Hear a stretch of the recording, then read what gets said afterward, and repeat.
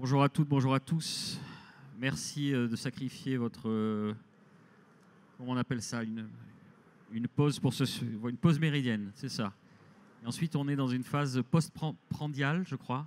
On commence à... Mais on compte sur vous, Antonin, pour nous bouger. Bienvenue à notre table ronde intitulée Cybersécurité amplifiée par l'intelligence artificielle, point d'interrogation, fusion harmonieuse ou collision imminente. Je vous rappelle, je vous informe qu'au terme de nos échanges, vous aurez le loisir de poser toutes vos questions à nos invités. Alors voici comment on a posé le débat. En 2023, plus que jamais, l'intelligence artificielle et la cybersécurité se rejoignent dans une danse complexe d'alliances et de défis. Si l'IA est devenue une alliée incontournable, capable d'analyser d'immenses volumes de données en temps réel et de répondre aux menaces avec agilité, son utilisation soulève néanmoins des questions cruciales. Comment concilier cette technologie de pointe avec des principes éthiques et des préoccupations de transparence, et comment gérer la dualité de l'IA en tant qu'alliée puissante et adversaire dans le monde de la cybersécurité. On en discute tout de suite avec nos trois experts. À ma droite, Laetitia Dahage, bonjour.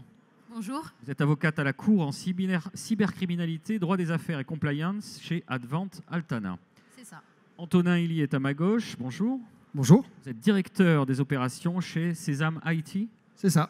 On est bon. Et Mohamed Kanish, bonjour. Bonjour. Vous êtes directeur du LAS CNRS. On va peut-être faire tout d'abord un petit tour de table pour savoir d'où vous parlez. Parce que ce qui est intéressant, c'est qu'on a préparé cette table ronde. Vous avez à peu près tous la même analyse sur... on va découper l'IA en trois axes. L'IA qui pourrait être la cible de menaces cyber. L'IA qui peut être une nouvelle menace cyber. L'IA comme outil de cybersécurité. Donc on va en parler. Peut-être commencer avec vous, Laetitia. J'imagine qu'on va avoir un aspect éthique, un aspect juridique assez important. Donc, en tant que juriste, voilà, vous vous situez où par rapport à cette IA et comment on a posé le problème?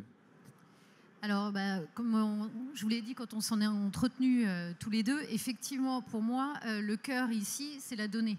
Parce que c'est au cœur, la donnée, c'est ce qui est au cœur de tout. Tout le monde cherche à capitaliser finalement sur la donnée et c'est ce qui nous réunit aujourd'hui. Donc vous avez les entreprises qui vont les exploiter dans leur activité ou même en faire un fonds de commerce. Vous en avez d'autres qui cherchent à les protéger, donc c'est le cœur de la cybersécurité. Et vous avez les cyberattaquants qui cherchent à les atteindre et finalement à en tirer profit. C'est pour ça que ces trois axes, pour moi, ils sont vraiment primordiaux. Alors, d'un point de vue purement juridique, éthique, j'y reviendrai après, mais c'est vrai que tout d'abord, je vais le voir sous un angle assez positif, donc sous un angle comme un outil, comme un atout pour améliorer la cybersécurité, parce que tout d'abord, l'intelligence artificielle, elle a quand même deux principales qualités. C'est un apprentissage en continu et c'est un traitement massif des données, et ça, c'est ce qui va nous permettre de l'utiliser dans... Je vais prendre en exemple trois axes pour pas non plus déflorer tout le sujet. Ça va être la détection des attaques. Ça va être aussi notamment lutter contre les bots, parce que c'est ce qu'on l'utilise beaucoup aussi là-dessus. Et aussi prévenir, donc c'est-à-dire déjà analyser, avoir une analyse fine pour peut-être déjà détecter des failles et des vulnérabilités dans les entreprises. Alors, je ne sais pas si à ce stade je vais plus loin ou peut-être que déjà il y a des réactions. On va approfondir justement avec vous, Antonin. Alors, l'IA comme allié, on va ensuite voir qu'elle peut devenir un ennemi et une victime, mais comme allié. Effectivement. Aujourd'hui, alors nous sommes éditeurs de solutions de cybersécurité. On analyse le trafic réseau et l'intelligence artificielle ou, pour être plus précis, le machine learning, avec un certain nombre d'algorithmes plus ou moins puissants et performants, deviennent des alliés parce que la quantité d'informations qu'on a à traiter sur le réseau informatique est colossale, et détecter une déviance comportementale, quelle que soit sa nature, quel que soit son objectif, c'est devenu quasi impossible pour un être humain, enfin pour pas dire même impossible. Et aujourd'hui, seuls des algorithmes puissants permettent de faire ce traitement. Mais pour aller plus loin que le simple traitement massif de la donnée, il y a aussi cette capacité d'expliquer les choses, de contextualiser les choses, de pouvoir comparer des informations à un instant T avec la même information ou la même donnée ou le même type de données à un instant avant ou à plusieurs temps avant. Et c'est là où on va pouvoir apporter la notion de déviance comportementale, la notion d'écartement par rapport à une base ou par rapport à une normalité. Et c'est là où ça devient un allié précieux en termes de détection et parfois même en termes de réponse, mais en tout cas, dans un premier temps, en termes de détection. Mohamed Kanish, l'IA toujours comme allié. Alors là, c'est d'un point de vue du chercheur, peut-être qu'on explique ce que c'est que le LAS. Alors, le LAS, c'est un grand laboratoire de recherche. On y fait beaucoup de choses.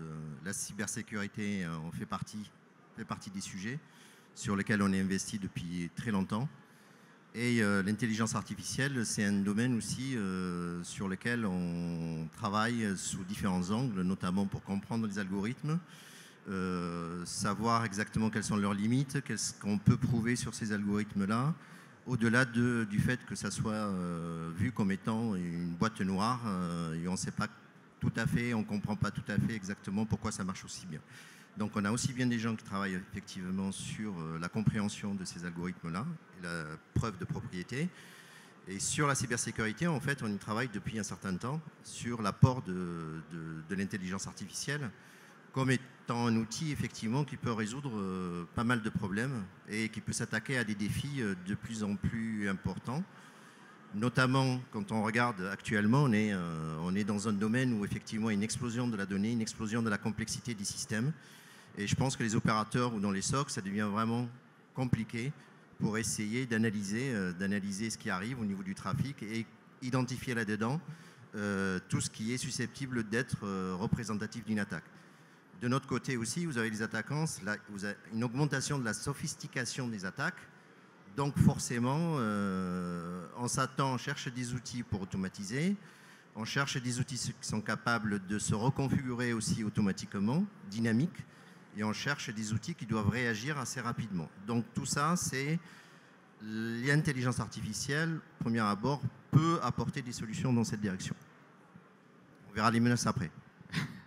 On a choisi de commencer par les aspects positifs. Après, on va voir qu'effectivement, Laetitia veut peut-être une réaction par rapport à ce qui s'est dit sur le...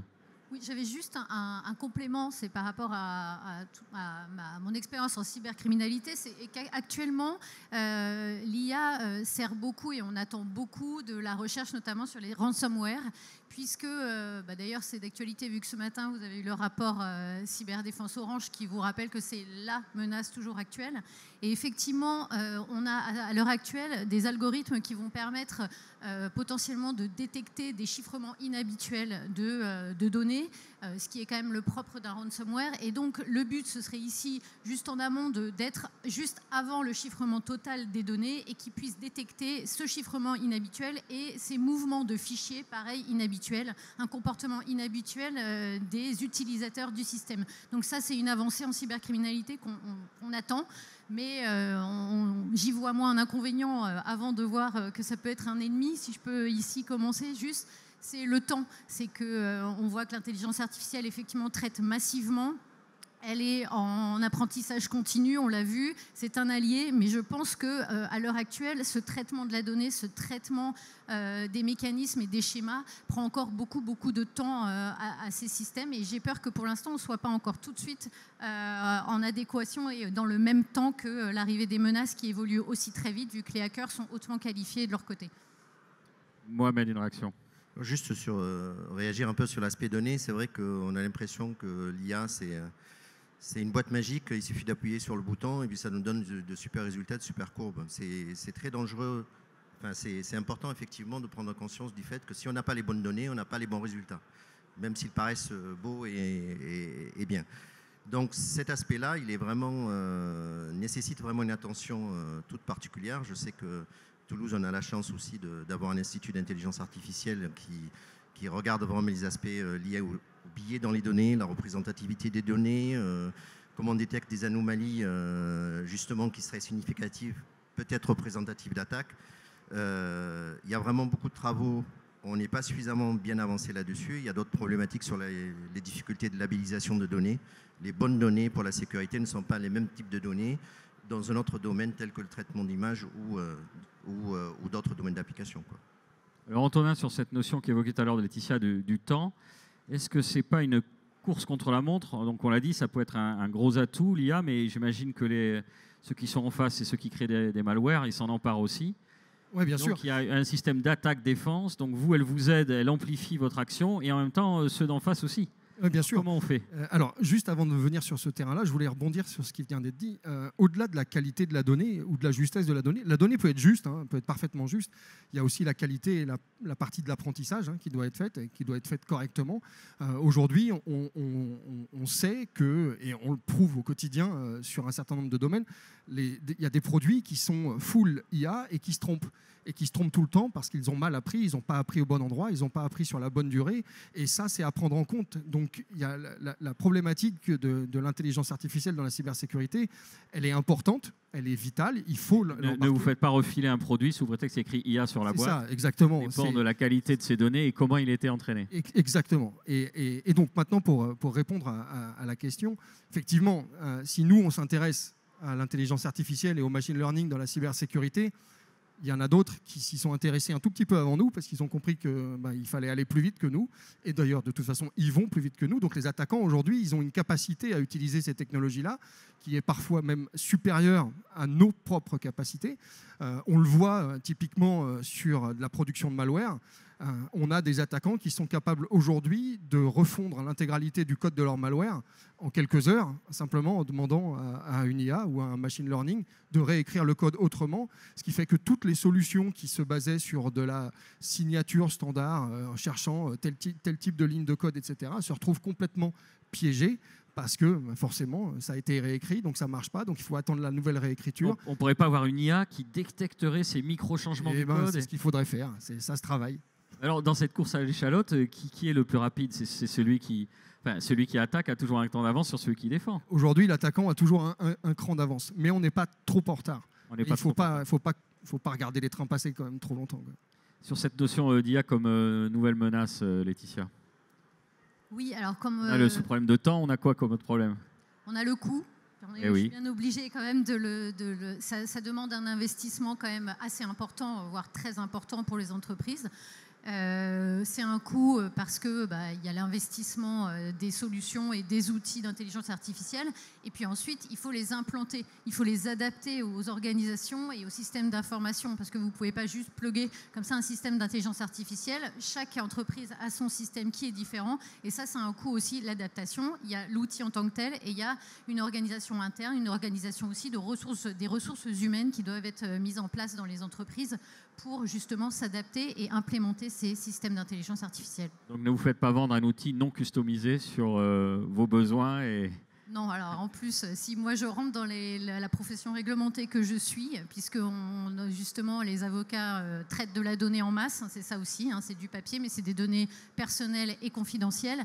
Et nous aussi, on y vient, on se dit que l'intelligence artificielle qui traite en masse pourrait nous aider, mais on est aussi encadré par un secret, notamment un secret professionnel, et se pose la question de comment faire avec une intelligence artificielle à qui on donnerait des instructions, à qui on donnerait des données confidentielles à traiter pour nous aider, pour les synthétiser, parce qu'il faut que ça reste un outil. Voilà, j'ai un petit aspect éthique, j'y reviendrai plus tard. Ça doit rester un outil. Les décisions, les stratégies doivent toujours émaner, pour moi, derrière d'un humain. Donc ça doit rester à ce stade-là, mais on est obligé d'encadrer. Donc vous avez déjà plusieurs cabinets d'avocats qui ont eu recours à des legal tech pour les aider à développer leurs propres outils. Des outils qui seront en interne, des outils qui seront sécurisés, mais qui vont demander aussi, comme je disais, une organisation avec un administrateur, avec des règles très fermes en interne pour les accès notamment. Alors Mohamed, donc sur cette IA comme ennemi potentiel, vous parliez des données, vous parliez aussi de la labellisation des données.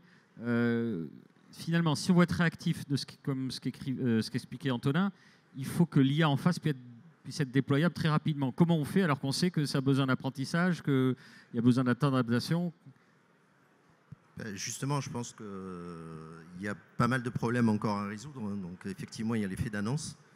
Je prends déjà le véhicule autonome, on l'a annoncé pour 2025, parce que économiquement, il y a du business, tout le monde se lance là-dedans. Mais après, comme tous les scientifiques, quand on essaie de comprendre et voir quels sont les défis, à résoudre avant vraiment d'arriver à comprendre ce que font les algorithmes et pouvoir prouver des choses, il y a vraiment du temps long, il y a besoin du temps long. Donc on n'est pas encore prêt, effectivement, pour dire on est en capacité actuellement de bien proposer des mécanismes qui sont suffisamment solides et robustes pour faire face à des attaques, effectivement, le problème, c'est que les attaques, elles arrivent tous les jours.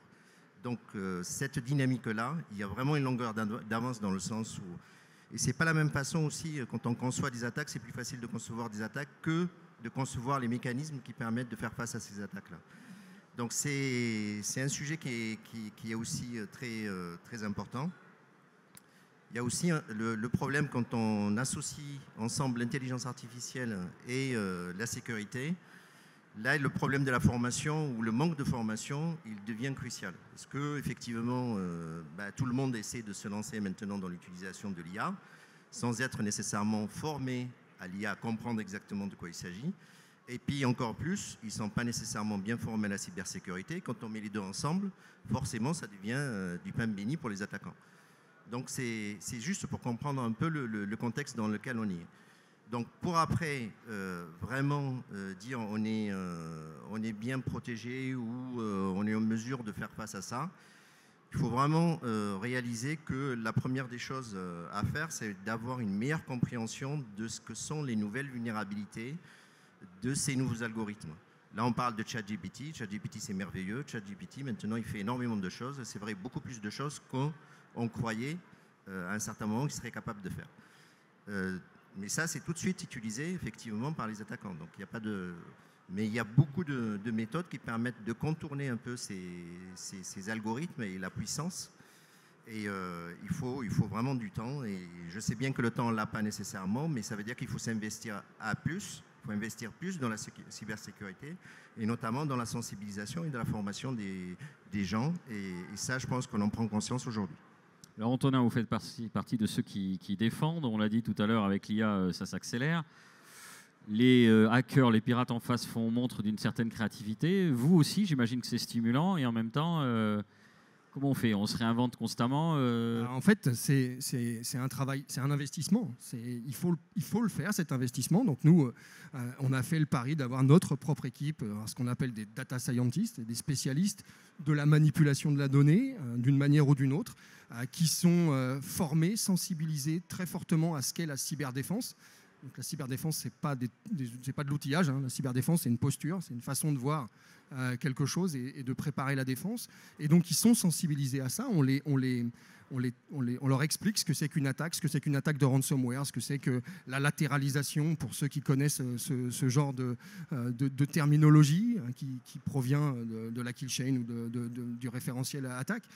Il y a tous ces phénomènes qu'on va leur expliquer. On va leur dire, voilà, il faut que tu apprennes aux algorithmes à détecter ça, à comprendre ça, à contextualiser ça. Et surtout, on en parlait tout à l'heure avec les gens dans les SOC qui sont submergés, nous, notre travail, notre énorme travail, et c'est notre avance particulière, c'est l'explicabilité. Parce qu'aujourd'hui, il ne suffit pas simplement d'avoir un machine learning qui voit quelque chose, qui lève la main et qui fait « c'est bon, j'ai vu ».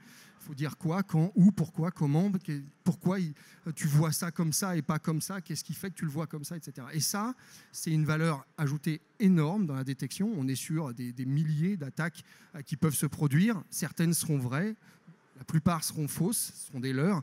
Et il faut permettre à l'opérateur de faire le tri rapidement là-dedans et de comprendre, de contextualiser ça. Vous n'allez pas me dire que les data scientists, dans leur formation intrinsèquement, ils voient forcément la sécurité, la cyberdéfense. Ils n'en voient pas. C'est pour ça qu'on a fait notre pouponnière, on a fait le pari, nous, chez Sesam IT, de prendre des data scientists qu'on va former à la cybersécurité et à la cyberdéfense, plutôt que l'inverse, parce que c'est un peu plus compliqué. Les data scientists, on va pas en trouver, on va pas les former comme ça simplement.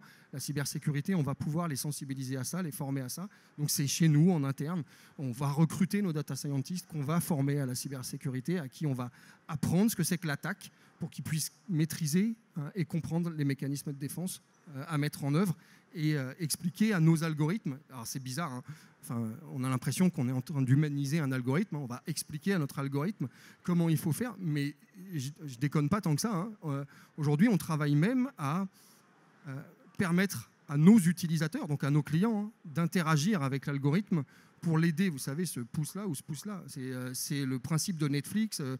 Vous avez aimé ce film-là, vous n'avez pas aimé ce film-là. En gros, c'est je vous proposerai plus ce genre de film, cette catégorie. Et c'est tout un travail qu'on fait, nous, sur ce genre de détection pour justement toujours améliorer la qualité de nos algorithmes. Alors, puisqu'on parle de données, on parle de masse considérable de données, il y a un point qui est important, et là je me tourne à nouveau vers la juriste, c'est le côté éthique. Est-ce que ces données, vous l'avez dit tout à l'heure, vous l'avez un petit peu annoncé, de quelle façon elles sont traitées? Est-ce qu'elles sont stockées? Vous, de par votre profession réglementée, en plus c'est assez sensible. Alors comment on fait entrer dans l'équation cette problématique, sachant qu'on oppose toujours au fait qu'il faille aller vite et que l'Europe met des bâtons dans les roues, on a plein de réglementations de partout, alors que finalement les hackers sont là, donc il faut parfois qu'on s'affranchisse des garde-fous pour aller plus vite et pour pouvoir se défendre. Alors au niveau juridique, je dois dire que la France, depuis le RGPD, a été quand même précurseuse, si je puis dire. Donc on a quand même lancé une réglementation. C'est le règlement général de protection des données qui est déployé à l'échelle européenne. Voilà. Considéré par l'Europe comme un atout et par d'autres comme un frein peut-être au développement des... Alors, je ne sais pas si c'est un frein, parce que finalement, ça a repris aussi des éléments qui étaient déjà dans une loi plus ancienne. Ça n'a fait que, parce que on était déjà là-dessus sur la donnée en avance, ça n'a fait que permettre de légiférer, d'avoir des règles uniformes au niveau européen. Et là-dessus, je pense qu'on peut s'en féliciter.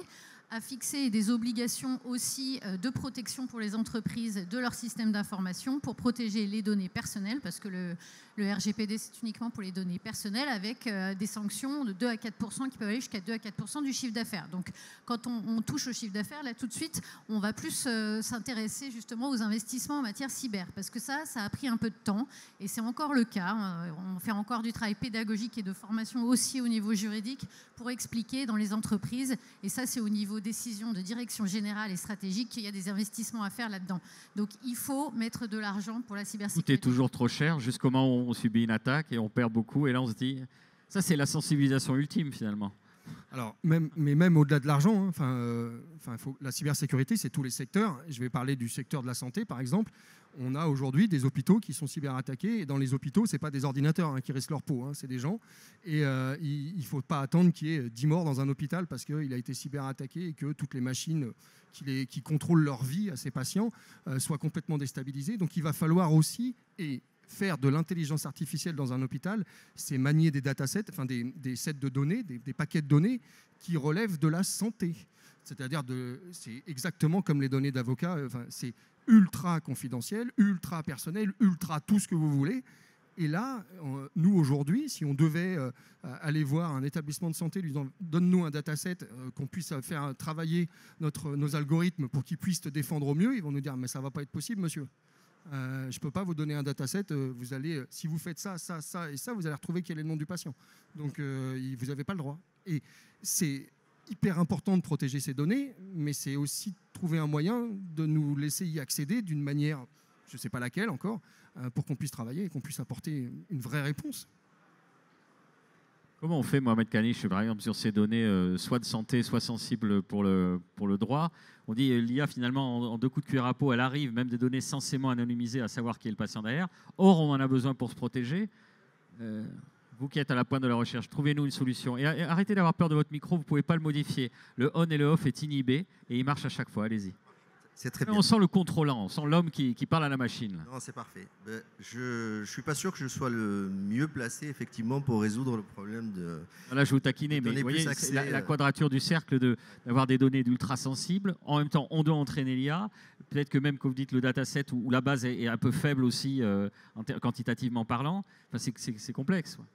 Non, c'est complexe. C'est vrai que dans la santé, il y avait aussi une initiative d'avoir des health data hub pour faire en sorte qu'on puisse centraliser des données plus facilement accès et que les chercheurs puissent y travailler justement pour avancer. Et je pense que c'est compliqué aussi, et même dans ce contexte-là, ils n'y arrivent pas simplement. C'est vrai qu'il y a différents travaux sur des techniques d'anonymisation de données qui peuvent apporter de la confiance supplémentaire, effectivement, un peu des certitudes pour pouvoir partager des données.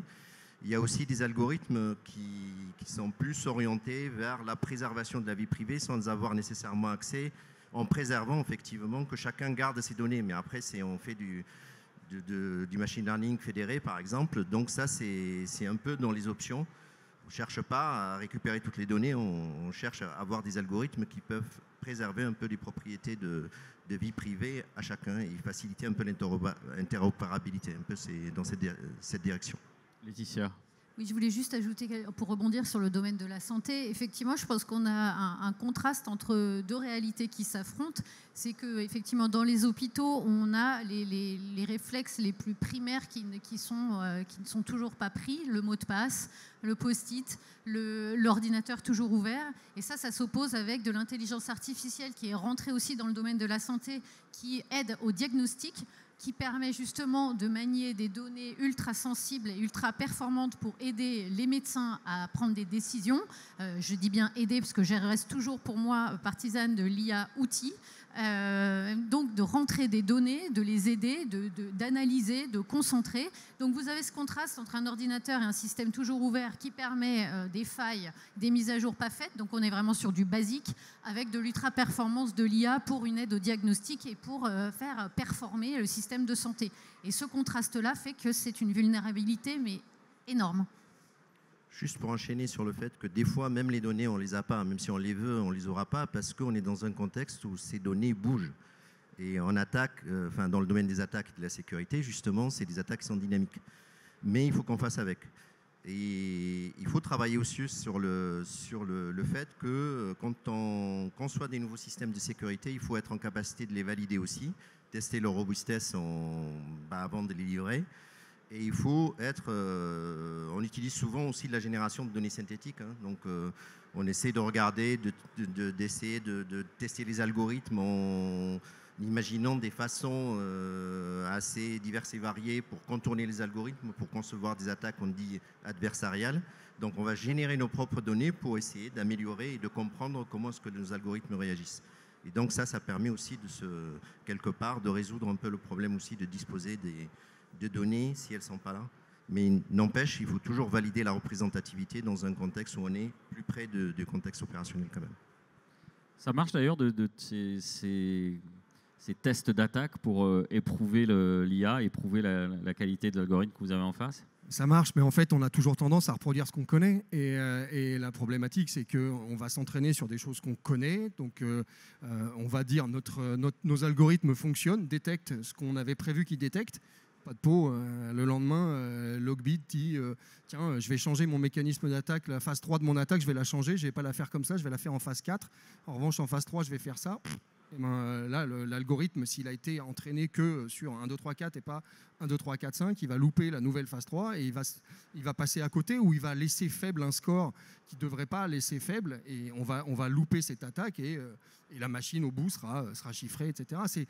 C'est aussi pour ça qu'il ne faut pas...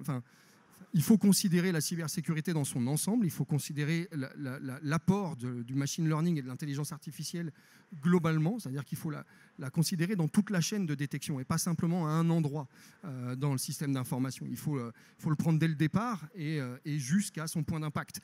Aujourd'hui, nous, on fait de la détection sur le réseau, c'est-à-dire le point de départ, c'est par là que tout va transiter.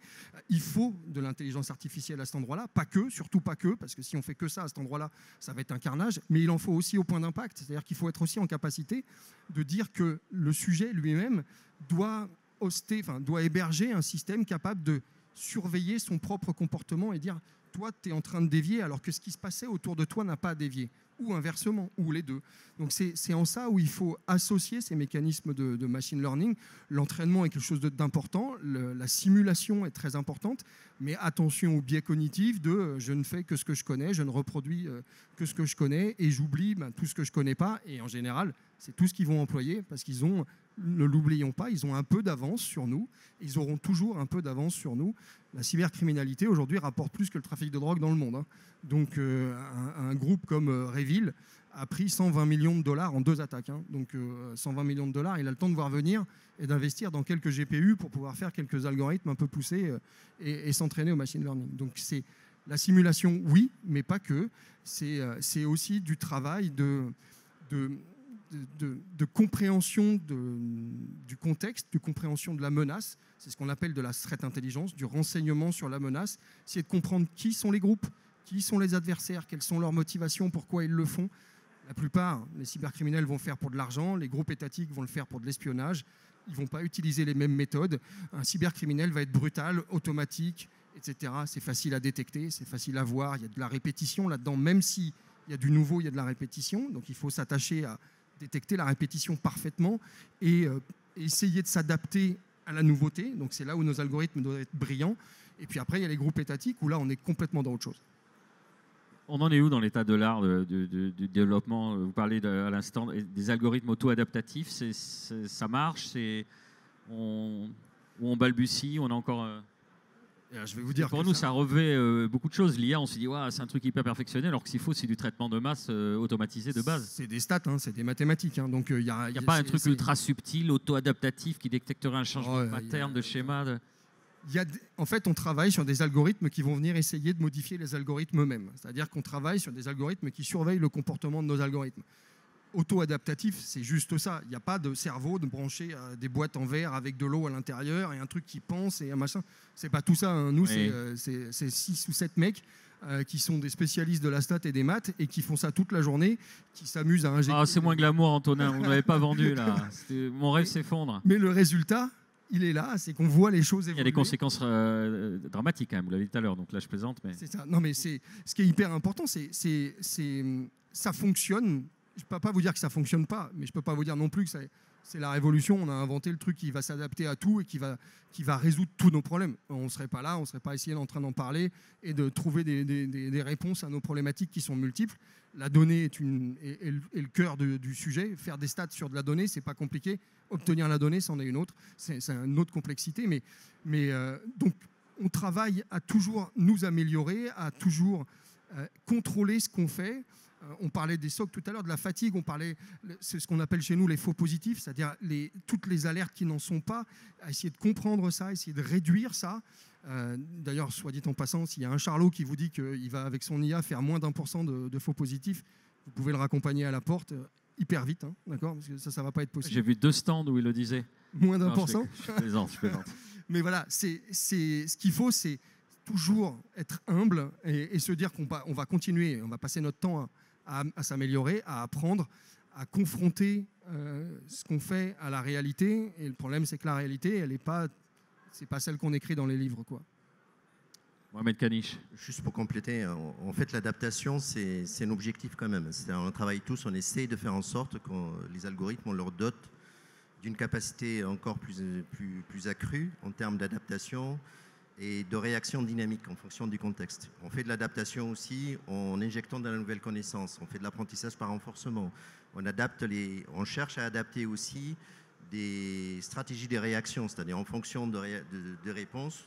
Au fur et à mesure, on va améliorer un peu quelles sont les solutions ou les recommandations qu'un système va faire pour effectivement atteindre mieux un objectif.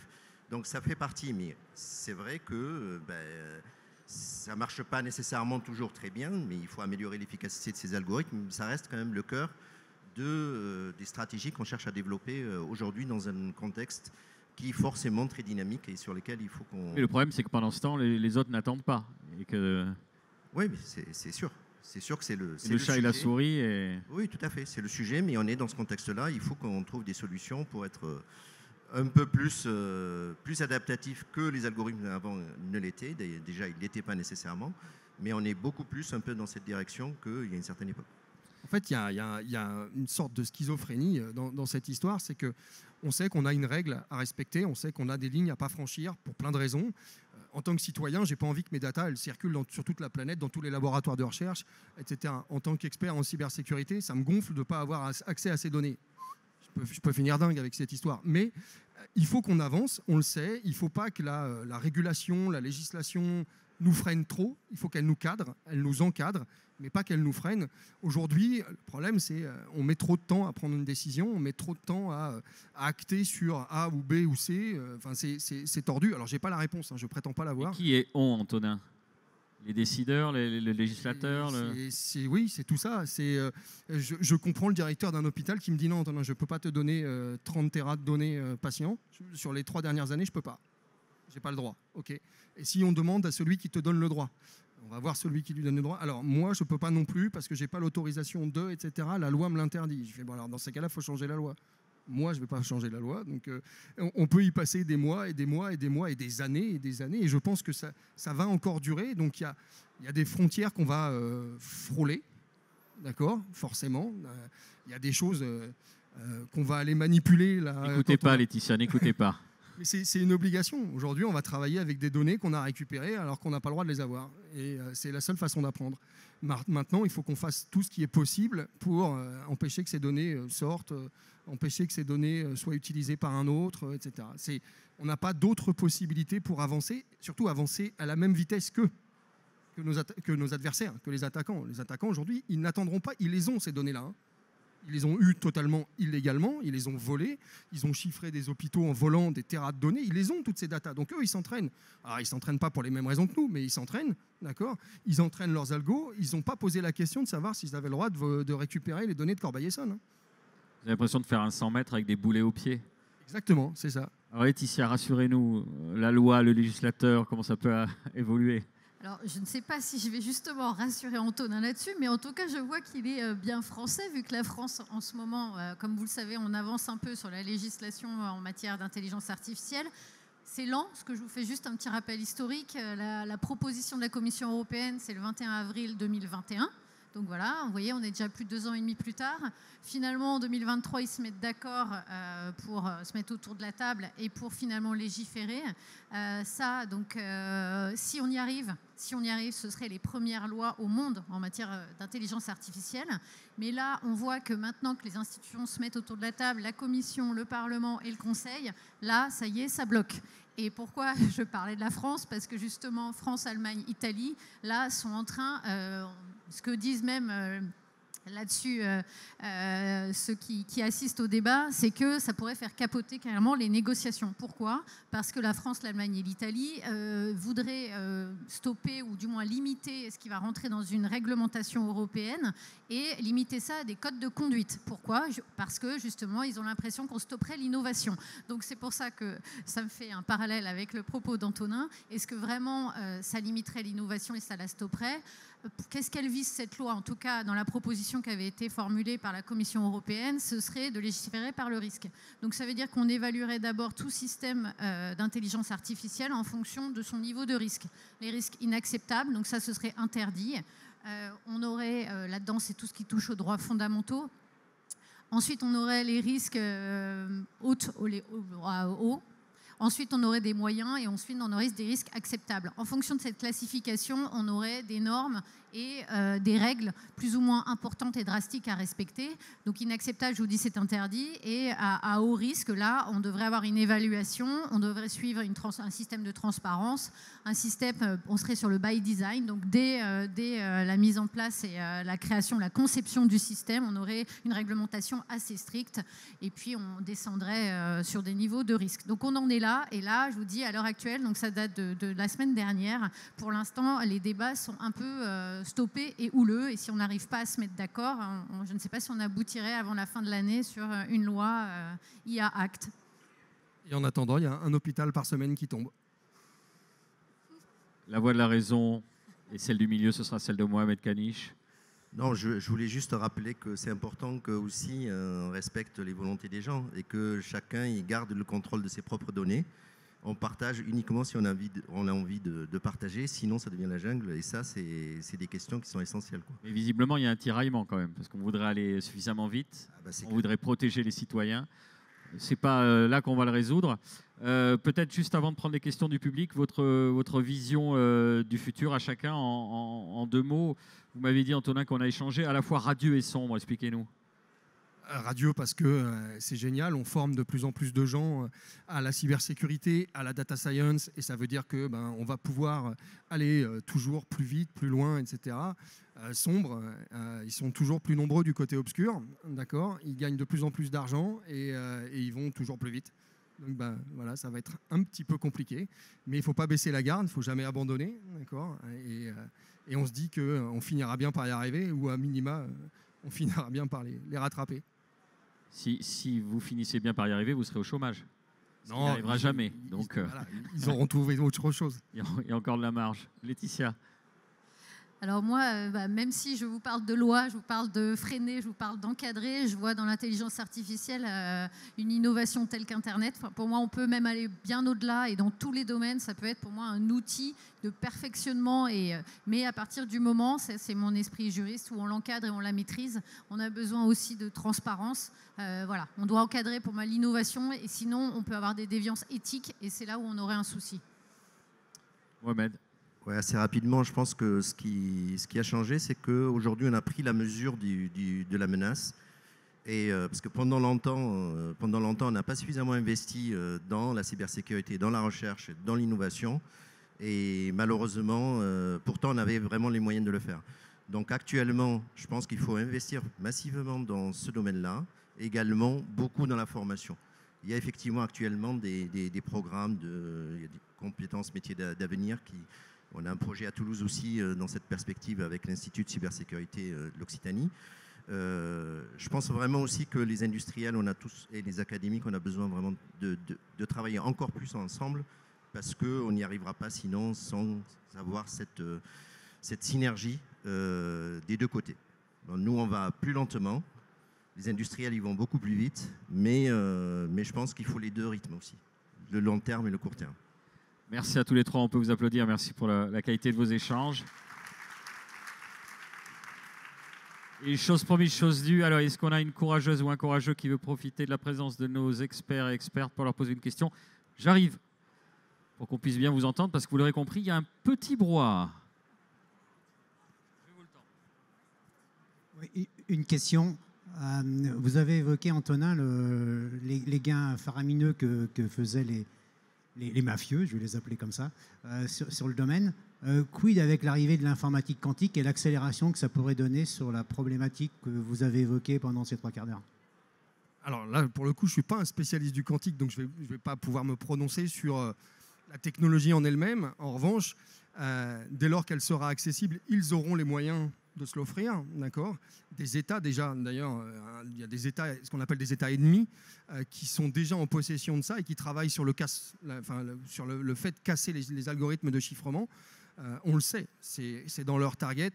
Maintenant, c'est encore un peu loin. C'est de la techno qui n'est pas forcément super stable, qui n'est pas forcément très démocratique ou accessible. Mais de toute façon, il va falloir s'y intéresser. Au même titre qu'on est en train de prendre la mesure de l'importance du machine learning et de l'IA dans nos activités, on regarde un peu le quantique de côté en se disant bon, ça arrivera en 3012. Dans les 10 prochaines années, c'est sûr, ça sera stable. Il faudra s'y intéresser évidemment, mais il faut être conscient, et on l'a vu dans des discours dans le dark web de certains groupes d'attaquants et surtout des groupes étatiques. Ils ont cette technologie-là à disposition. Mohamed, une précision. Juste pour compléter, en fait, dans les laboratoires de recherche, on est déjà dans l'ère, on travaille sur les algorithmes post-quantiques. Donc, justement, parce qu'on sait que ça va arriver, et il faut augmenter un peu la robustesse des algorithmes de chiffrement, et il y a plusieurs initiatives dans ce sens-là, et c'est bien avancé quand même.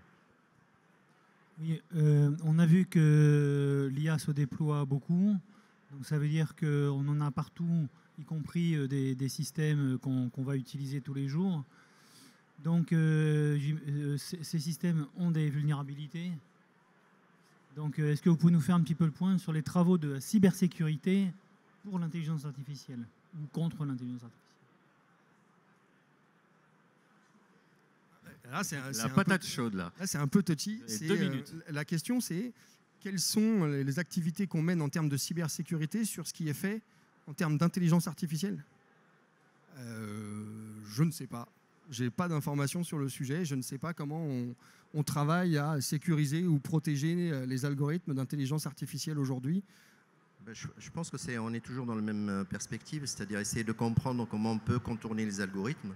En fait, c'est les modèles d'attaque, en fait. Mettre à jour un peu notre connaissance, compréhension des modèles d'attaque.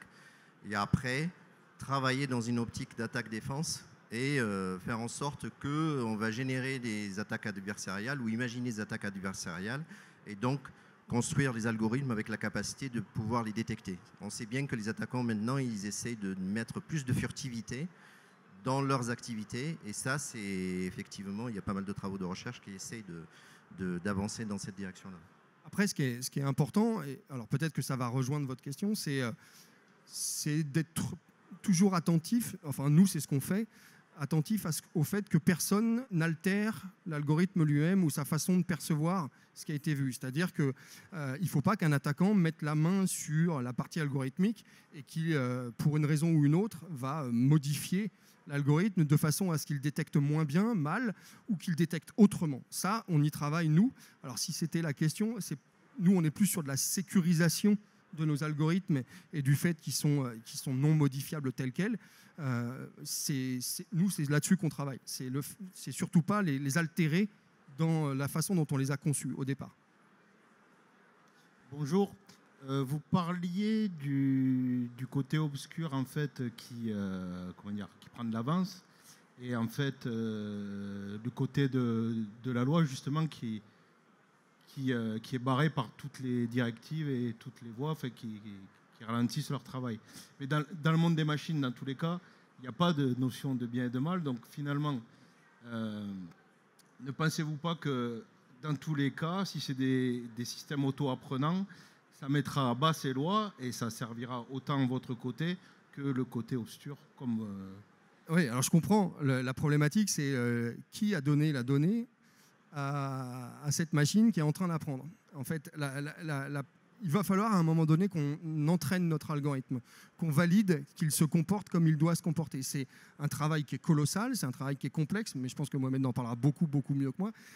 On n'a pas le choix pour entraîner notre algorithme, ou pour même le tester. Moi, je vois les équipes, elles sont à la recherche permanente de données, et ces données, on en parlait tout à l'heure, soit je vais faire des données factices, c'est marrant 5 minutes, hein, mais ça ne donnera rien en termes de résultats dans la vraie vie. J'expliquais tout à l'heure à quelqu'un, il y a le laboratoire, et puis il y a la vie réelle.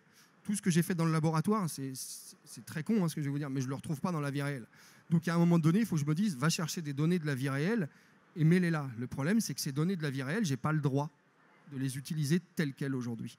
Et ça, c'est un problème. Alors que le côté obscur, lui, c'est-à-dire l'attaquant, il les a volées, ces données déjà. Donc il les a, lui, il s'entraîne avec, il joue avec. Je ne vous entends pas du tout. Allez, on va... Bonjour, Gilles Trouessin, Accessif. J'ai une question parce que j'ai assisté mardi après-midi, je vous invite à le voir en replay, à l'après-midi organisé par la CNIL qui s'appelle AIR, comme Avenir, Innovation et Évolution. Le titre, c'était IA et libre arbitre. Alors j'ai découvert quelque chose qu'avec l'IA générative, il a été dit qu'en quelques, je ne sais plus si c'est minutes, heures, secondes, jours ou semaines, on est capable de calculer ce qu'on appelle la révolution Q étoile, je ne connaissais pas, qui fait que ça calcule ce qu'on aurait calculé avant en 1,8 10 puissance 37 années. Et l'intervenant disait on a des soucis à se faire côté décryptage par brute force, etc. etc. Donc je suis pourtant un fervent défenseur de la régulation, puisqu'une des parties de mon gagne-pain, c'est d'être consultant autour du RGPD, qui fait école partout dans le monde. Le RGPD nous aide à faire des choses à peu près propres pour la protection de la vie privée. Sauf qu'il n'y a guère que les GAFA qui peuvent se le payer finalement. Les PME, les TPE ne peuvent pas se le payer. C'est mon gagne-pain, donc j'essaie de faire appliquer la réglementation. Est-ce que c'est déjà pas trop tard d'espérer une réglementation autour de l'IA quand on voit qu'on va gagner 1,8 10 puissance 37 années de calcul avec des technologies comme ça? Est-ce qu'on n'est déjà pas un train en retard, mais 100 milliards de trains en retard? C'est pour Laetitia. Au point de vue législation, parce que excusez-moi, j'entends mal de tout là-bas. Du coup, vous demandez si là, ça sert à quelque chose qu'on est en train de faire à l'heure actuelle? De toute façon, en matière d'intelligence artificielle, actuellement, il n'y en a pas du tout de législation. Donc, effectivement, si je vous suis là-dessus, on est en retard parce qu'il n'y a rien. Ensuite, le débat, c'est ce que je vous ai dit actuellement, c'est que déjà, on n'est même pas d'accord entre nous pour savoir s'il doit y en avoir une. Finalement, est-ce que, quand je vous parlais de code de conduite, ça signifie que les entreprises, et du moins en tout cas principalement les gros pays qui innovent pas mal, elles pensent que ce serait un frein. Donc on n'est même pas sur une notion je trouve, de retard ou pas, on est sur une notion de nécessité ou pas d'une réglementation pour certains, parce qu'on a l'impression que ça va venir, impacter la capacité à se développer pour les sociétés. Mais en matière éthique, Parce que là, le RGPD traitait certes de localisation, où est-ce qu'on va loger les données. Effectivement, je vous rejoins, c'est pareil, c'est de l'investissement, c'est très cher, et donc il faut trouver une autre façon, et on retombe sur la formation pour les plus petites entreprises, PME, TPE, qui ont aussi des données, même si elles pensent qu'elles sont trop petites et qu'elles n'intéressent personne. Mais en matière d'IA, là, on touche à l'éthique, on touche aux droits fondamentaux, parce que là, on est sur un aspect cybersécurité, mais l'IA, on peut s'en servir pour de multiples utilisations. Et là, si vous touchez à l'IA qu'on utilise effectivement dans des systèmes d'information pour la justice, la médecine, le comportement, pour même des produits de la vie quotidienne, là, je pense qu'on en a besoin. En tout cas, moi, je suis partisane d'une réglementation et d'un IA Act. Merci à nouveau à nos invités. Merci pour vos questions. On peut vous applaudir. Et les tables rondes continuent tout de suite.